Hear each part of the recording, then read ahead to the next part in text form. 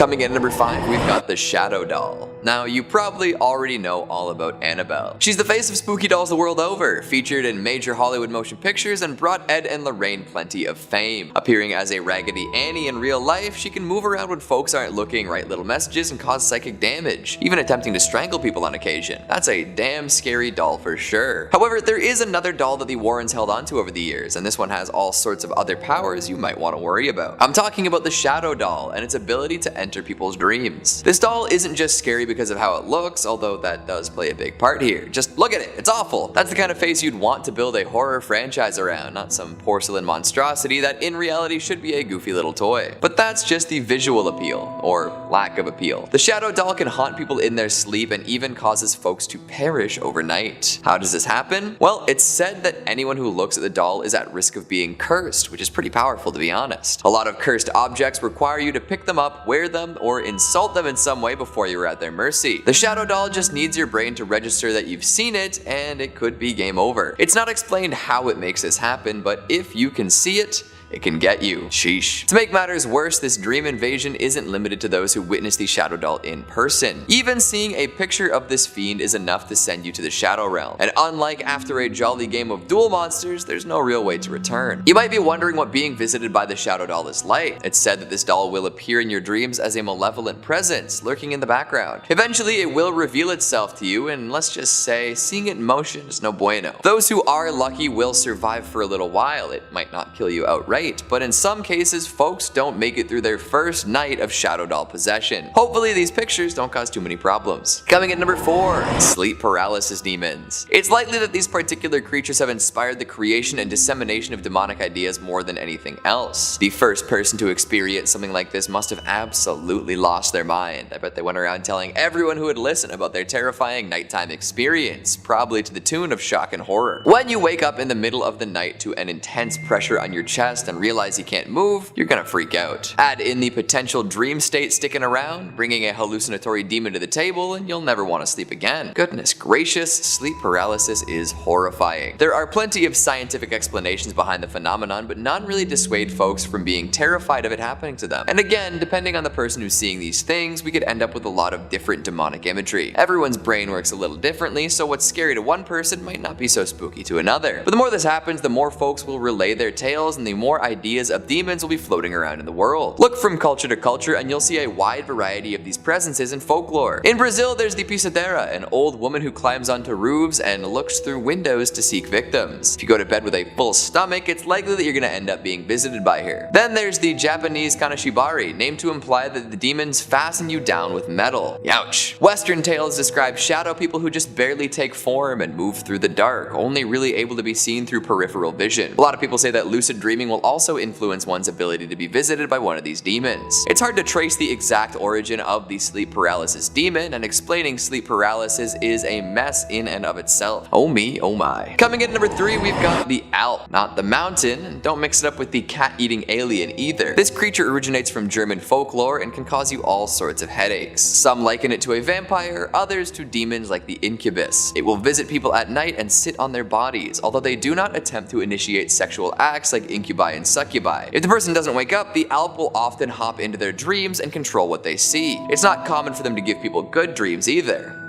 Nightmares, end to end. Now, the dream visits and nightmare manipulation are only part of what makes an Alp scary and annoying. It also drinks blood from people's nipples and plays all sorts of heinous pranks. Spoiling milk, rediapering babies, tying up horses' tails into knots, the works. These little gremlins are the worst. And they can shapeshift too. What a bag of fun they are. Coming in at number 2, we've got the Batibot. Vengeful demons are absolutely terrible, eh? They just cause problem after problem and they don't ever give up. They've got vengeance to claim. The Batibot is a vengeful demon found in Ilocanco folklore, also known as the Bagungot in Tagalong tales. It appears as an ancient, enormous, morbidly obese female tree spirit. If someone fells the tree that they live in, they will follow the wood around wherever it goes. This is especially true if the wood is used in the building of a house. In that case, the Batibot will haunt whoever lives in that abode for as long as they remain. Hell, sometimes it'll even follow the person who cut the tree down regardless of where the wood ends up. But in the case of a home with a Batibot branch inside of it, the demon will reside inside of that piece of their tree and refuse to let the residents get near it. If someone sleeps close to the tree part, they will have horrifying, suffocating dreams full of monsters and ruin. They've been known to kill people in this way, invading their dream space and squeezing the oxygen right out of them. However, there is a way to shake this. It's said that if you bite your thumb and wiggle your toes, you might wake yourself up from the dream, therefore avoiding death. However, you definitely can't go back to sleep in that area because the demon will be ready to pounce once more. And at number 1, we've got Freddy Krueger, Mr. Dream Demon himself, the Nightmare on Elm Street. A major reason folks can't wear red and green striped shirts without looking a little creepy anymore. What a legend. The United States didn't have much in terms of dream invading legends for a while there, but when Freddy showed up, that changed quick. After being burned to death for committing heinous crimes, Freddy returned as an incorporeal being. He would decipher their worst fears and use that information against them in their dreams. Freddy gets creative when he kills, too, employing all sorts of strange, specific, and abstract ideas to end the lives of those unfortunate enough to cross him. Now, Freddy is a fictional creation, a very popular, famous fictional creation, but totally made up nonetheless. But like all classic tales of demons, he made his way into the culture at large and cannot be ignored. I'm not gonna go ahead and say that Freddy Krueger is real and will kill you, but he's so well known, so pervasive throughout the modern horror sphere, I wouldn't be surprised if he one day got dreamed into reality. Just like a curse, demons thrive on negative human energy, and people have a way of making terrible things happen without really meaning to. So while you think of your favorite Freddy dream moment, be careful not to think too hard about it. You don't want something like that manifesting. I'd say sweet dreams, but it isn't too likely after what we just talked about. Maybe sleep sweet, but even that's pushing it. Only real demon fans will get that reference. Starting off this countdown, we have the Night Hag. The Night Hag, or the Old Hag, is probably one of the most well-known demons or entities associated with sleep paralysis.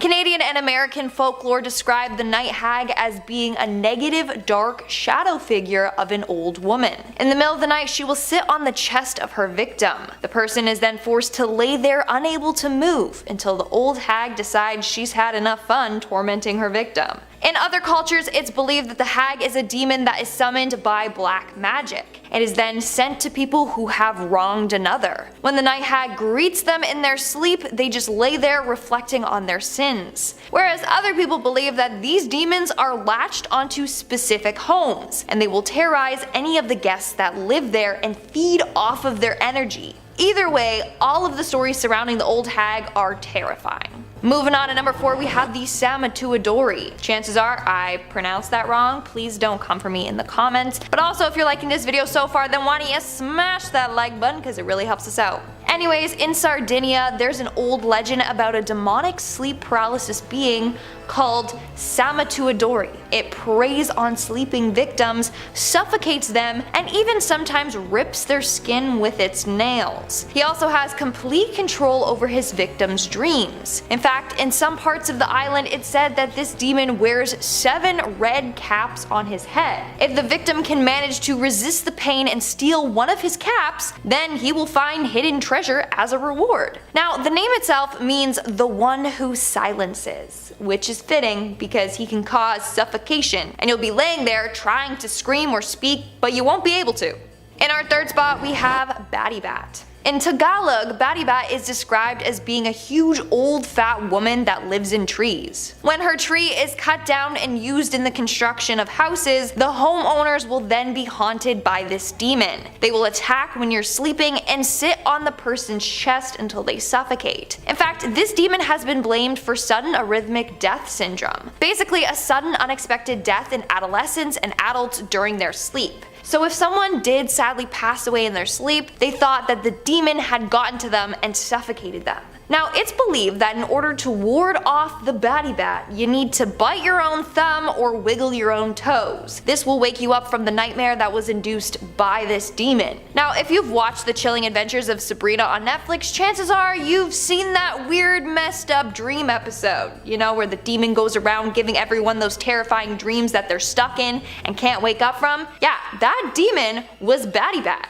Although they didn't make her as plump as she normally is depicted as. Moving on to number 2, we have incubus. The incubus is a male demon that preys on young women in their sleep. He visits them in their dreams and tries to engage in sexual activity with them. One of his goals is to impregnate the women, who then will give birth to its demon baby. It's really messed up. So it will hop on top of its victim and hold them down while they try to do sexual things with them. But here's the thing. According to a number of cultures and folklore, it's believed that if you interact with the incubus demon too often, then it can make you ill or even kill you. Real people have apparently also encountered this demon. One lady shared the time that she fell asleep and started to feel someone kissing her lips. When she opened her eyes, she saw this blurry silhouette of a demon on her. No matter what she did, she couldn't get this demon off of her. She believes that that was her encounter with the incubus demon. So the word incubus comes from the Latin incubus, meaning nightmare, and incubare, meaning to lie upon or weigh upon. In fact, sleep paralysis is widely considered to be the work of the incubus and succubus demons. One of the earliest mentions of incubus comes from Mesopotamia, but under the name Lilu. During the night, Lilu would disturb and seduce women in their sleep. Additionally, in Scandinavian folklore, they believe that Mara, who I may be talking about soon, is related to the incubi and succubi. Another fun fact, apparently researchers found that over 1 in 10 people will experience the incubus phenomenon sometime in their lifetime. Students especially have a 41% chance of encountering this nighttime demon, probably from the stress school puts them under. So if you haven't been visited by this one yet in your sleep, you better watch out. It could be coming for you.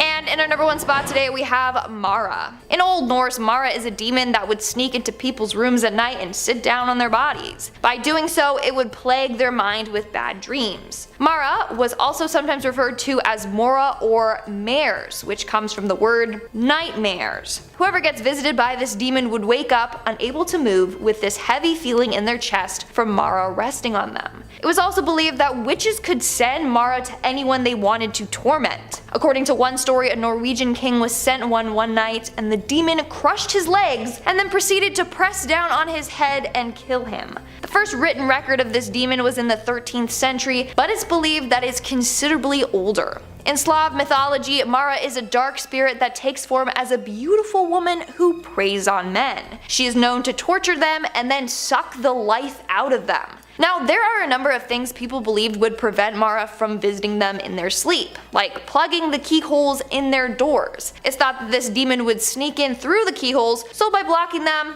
it would block the demon from coming in. In German folklore, they used to repeat a prayer before bed to try and ward her off. Translated into English, it goes as so: "Here I am lying down to sleep. No nightmare shall plague me, until they have swam through all the waters that flow upon the earth, and counted all stars that appear in the skies. Thus help me God Father, Son, and Holy Ghost. Amen." Coming in at number 5, we've got a bunch of dudes' ex-wives and girlfriends. That's right. Whether you're a divorced dad wearing Oakleys or a man who never learned how to communicate or apologize, there is one thing that strikes fear into the hearts of dudes across the world: women who left them.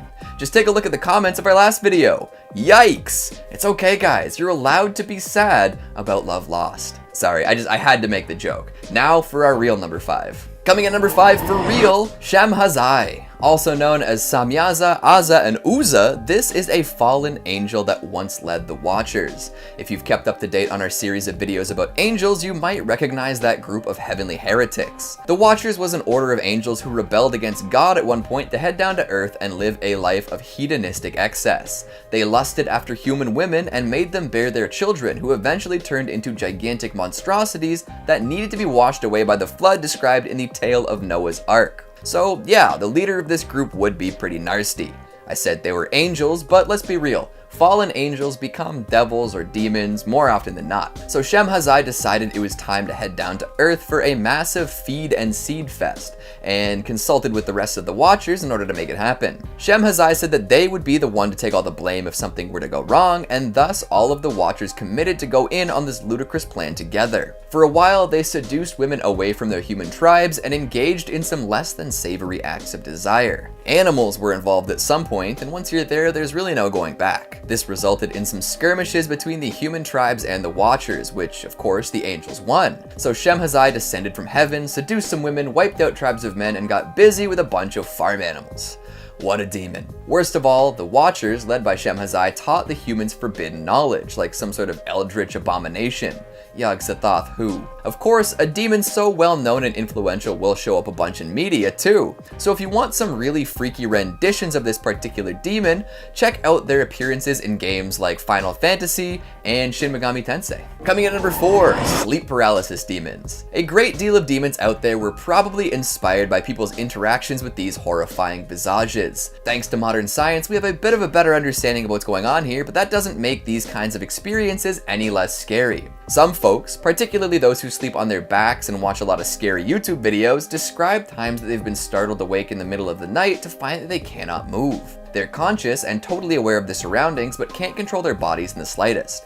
That's scary on its own, but a lot of the time that's just the beginning. Folks caught up in sleep paralysis often see a horrid figure looming over them, watching. In some cases, this figure is the one holding them down, preventing them from getting up and running away. These demons can take many forms, from shadowy humanoids with no discernible features to grotesque, gory hellions with fire for eyes. Most of the time, they're simply there to scare their victims. Folks who see them are scared stiff and can't get away, but are ultimately not in much danger. However, some tales claim that these demons will scratch and claw at their prey, causing wounds that can't be avoided. In some cultures, the demons are even said to suffocate people in their sleep or kidnap and eat misbehaving children. The fact that there is a sleep paralysis demon for pretty much every culture is freaky and points towards it being a legitimate concern and a universal one at that, but that could also just have to do with human physiology. Folks who study this phenomenon know it as hypnagogic or hypnopompic hallucination. This is when you wake up during the dream phase of sleeping. While dreaming, your brain turns off signals to the rest of your body to prevent you from acting out the dream. Usually, this is for the best and will keep you from falling out of bed and down the stairs. However, if you somehow manage to wake up during this stage and your brain fails to restart those signals, you'll be stuck in a dreamlike state and be totally unable to move. Folks who are under a lot of stress, can't get enough sleep, drink a lot of alcohol, or experience PTSD are more likely to run into sleep paralysis and the demons that accompany it. So, like I said before,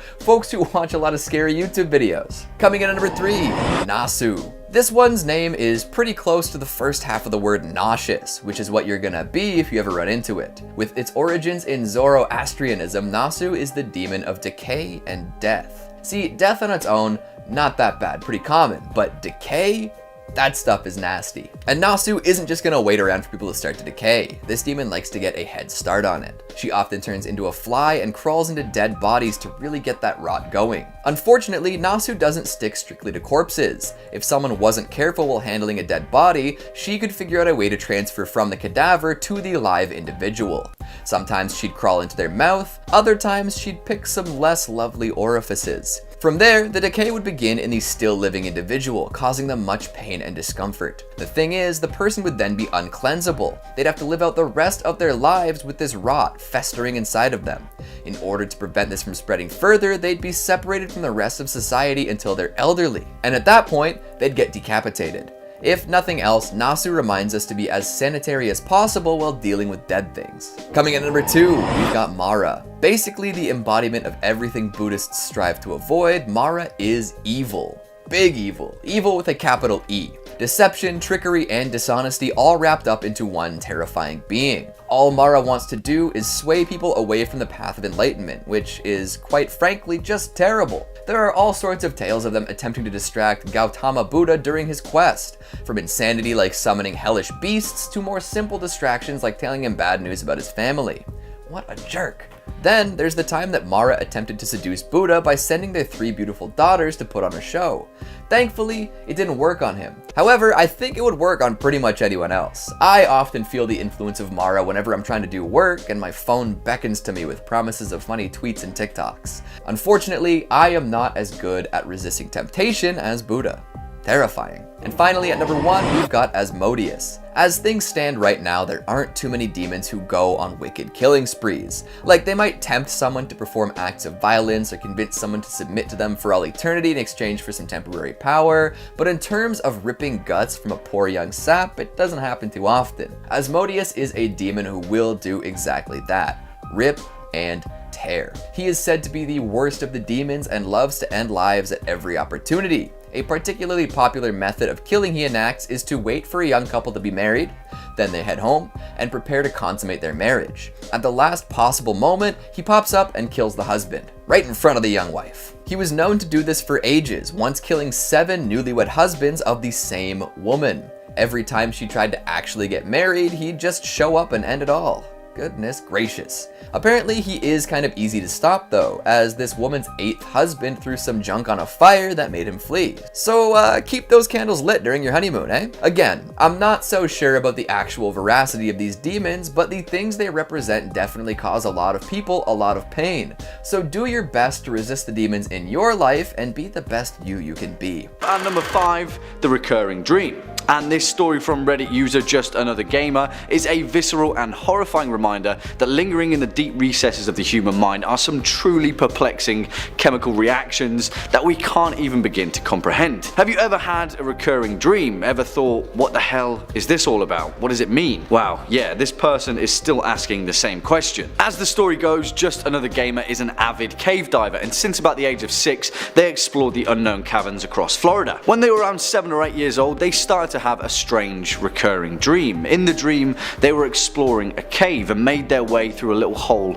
in the bottom. Inside was a 10 to 15 foot long corridor a few feet in height and a bent red stop sign at the end, like someone had ripped it off and tossed it inside. As they'd make their way through the corridor, it started descending, quickly opening into a large vertical chamber with a path leading down in a corkscrew pattern. Then things would get blurry, but they'd remember the image of trash scattered around the walls, things writhing in the distance, strange things, animals and corpses maybe. Amidst them, they'd see their own family, each one of them being tortured and killed, but in the dream, all they could do was scream. Our narrator had this dream for years and years, always the same thing, until 7 or 8 years later, when they were around 15, they went on a caving trip with their father, a place called Dog Drop out in the Tampa Bay area. While when they were descending on a 30-foot rappel, they felt a strange, familiar feeling. When they reached the bottom and looked up, they saw the exact same corridor from their dream. The same strange clutters of trash against the wall, the same red stop sign. Instantly, they were hit with this overwhelming sense of nausea and primal fear, and they froze. All they could do is scream to leave, and eventually their father paid attention to them and packed up their things to leave. Whatever was lurking down there, our narrator knew that it wasn't good. They'd seen it before, deep in the recesses of their own memory, and thankfully they never found out. Coming in at number 4, the boat mechanic. And this short and sweet story comes from 2 Otters in a Coat, which is a fantastic name, may I add, telling the real life tale about a guy that they knew who made their living working as a boat mechanic.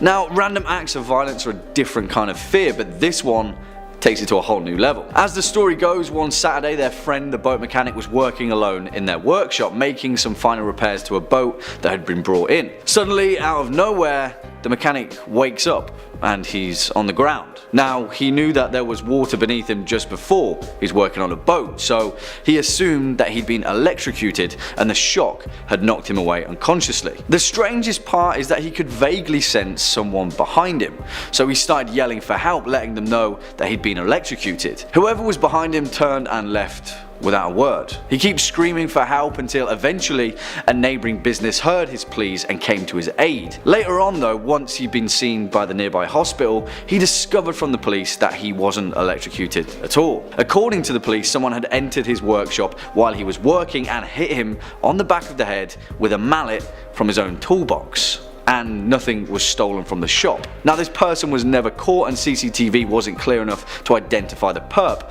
but as it seems they were walking by and spontaneously decided to knock him out, potentially with the intention of killing him, for seemingly no reason whatsoever. Now that's terrifying. Next up at number 3, the closet. This story comes from Tighty Whitey's 37, which is as the story goes, back in 2002 they were living in an old apartment that had been built back in the year 1900, making it just over 100 years old when they moved in. Now, everything in the apartment was great apart from one thing: the bedroom, and in particular the closet in the bedroom, which gave them the unnerving feeling that someone or something was watching them when it was left ajar. So much so that when this particular Reddit user was sleeping, they'd often hear strange gasping noises, and it would seem that they were coming from within the closet. They'd check, nothing there. But for that reason, the closet would always stay closed. A month or so of them staying in the apartment, there was a loud bang on the closet door one night, and our narrator was woken from their sleep. It was pitch black, yet they sensed something that emerged from the closet, standing over them, a pressure holding them down in their bed. And yeah, you could explain this away with sleep paralysis, but the end of this story may just make you think twice. Throughout their stay at the apartment, the encroaching sense of dread from the closet had never quite left, and even their friends would comment on the strange feeling that they felt when in the vicinity of the closet. It got so bad that eventually they had the chance to move to another unit, so they jumped at the opportunity, packed their stuff up, and got the hell out of there. Well, a few years later, the owners were renovating the building when our narrator was walking past the doorway of their old apartment. Curiously, they caught the building manager, who was painting in the bedroom, and began talking about the strange feeling that they felt whilst living there. Without thinking twice, the building owner explained that the former tenant of the apartment had committed suicide.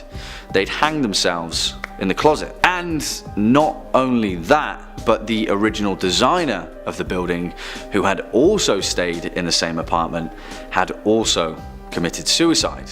They'd hanged themselves in the exact same closet. Swinging in at number 2, the baby upstairs. And this story comes from Reddit user UrgeHouse666, spooky name bud, who explains an incredibly strange moment during their teenage years. As the tale goes, when they were in high school, their uncle would throw them a couple of bucks every now and then to babysit his kids with their aunt. They lived in a beautiful old 2-story house by the water in a nice area, and the 2 children were around 3 and 6. One day, our narrator was sitting in the den scrolling through their phone when they started to hear a baby crying. Of course, it must be the 3-year-old distressed upstairs, so doing their babysitting duty, they headed to check on them. They called out a couple of times while heading upstairs, to no response. They called for their aunt to see if she was dealing with it. No response again. When they turned to start walking up the stairs, they caught a glimpse outside in the yard. It was their aunt with her 2 children laughing and playing on the grass. They heard the babies cry again, the noise coming from upstairs, and all of the hairs on our narrator's body stood on end, a chill running down their spine. Quietly, they turned around, walked down the stairs, got in their car and drove away. The baby was still crying when they closed the door behind them. A few years later, our narrator was drunk at a family party, and they mustered the courage to tell their uncle the story. He said that him and his wife used to hear the baby too, crying when no one else was around. According to him, the previous owners had a small child that had died of cot death in the same room that the cries were coming from. Spooky stuff. And finally, coming in at our number 1 spot, the attic. And again, another tale of spooky kids in upstairs locations. Sorry, I hope that wasn't a spoiler. This story comes from Reddit user Ghouls, who tells the tale of the time that they'd moved into their new childhood home. You see, their family had managed to snag a deal because previously the house was used as a model home to show off the housing design of the surrounding area. Upstairs, it had this loft area that had 2 stairwells that attached to it on either end, one in the front and one in the back. You could pretty much hear everything from up there as it was so open. Anyway, one day our narrator and their 2 friends, a guy and a girl, were hanging out in the loft. It was high school, so teenagers being teenagers, the pair were pretty handsy. They were watching TV all snuggled together on the sofa when our narrator got up to take a leak. When they got back, the 2 of them were on completely different ends of the couch, their faces drained of all colour. Our narrator asked them what was up, and the guy said, "Your little sister is home." Instantly, our narrator's face went white as a sheet. "What's wrong?" the girl asked.